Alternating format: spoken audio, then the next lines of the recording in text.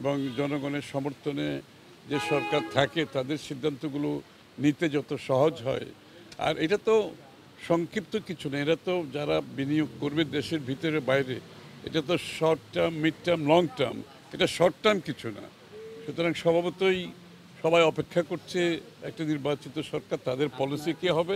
আর আমরা যে আমাদের পলিসি আমরা জানতেছি যে বিএনপির পলিসি কী হবে, যে অর্থনৈতিক পলিসি কী হবে, সেটা আমরা বিস্তারিত বলেছি। এবং যে আমরা বিগত দিনে বাংলাদেশের যত সংস্কার হয়েছে, যে অর্থনৈতিক সংস্কার বিএনপির সময় হয়েছে, রাজনৈতিক সংস্কার বিএনপির সময় হয়েছে, যে বহুদলীয় গণতন্ত্র থেকে মুক্তবাজার অর্থনীতি থেকে শুরু করে যদি বিচার বিভাগের স্বাধীনতা থেকে শুরু করে সব সংস্কার বিএনপির সময় হয়েছে। এবং যা অর্থনৈতিক যে সচ্ছলতা বাংলাদেশে এসছে, যে আমাদের অর্থনৈতিক সংস্কারের কারণে আসছে, এবং আগামী দিনে আমরা আরও বড় ধরনের সংস্কারে, অর্থনৈতিক সংস্কারে যাব।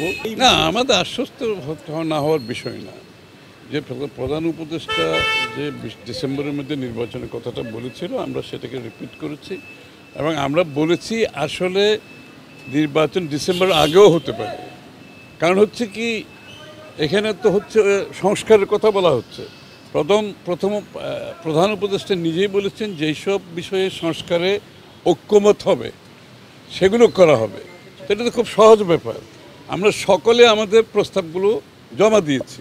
ওখানে যেই বিষয়গুলোকে যেই সংস্কারগুলো ঐক্যমত হবে সেটা তো আমরা 15-20 দিন, 1 মাসের মধ্যে করে ফেলতে পারি।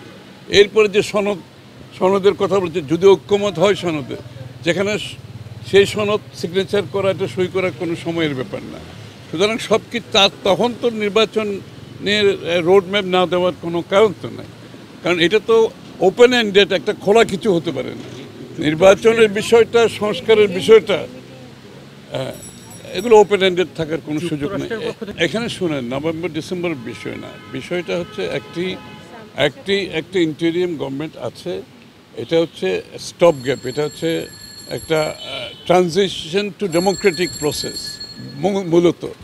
এবং এই সরকারের মূল কাজটা হচ্ছে সেই জায়গায় ডেমোক্রেটিক প্রসেসে ফিরে যাওয়ার জন্য যে কাজগুলো করা দরকার যত তাড়াতাড়ি সম্ভব তারা সেই কাজগুলো করতে পারে, সেটা আমরা বলেছি। এবং সেটা করতে কতদিন সময় লাগতে পারে আমি তো বলেছি। সংস্কারে যেখানে ঐক্যমত হবে সেটা আগামী 1 মাসের মধ্যে শেষ হয়ে যাবে, সনদ সই হয়ে যাবে।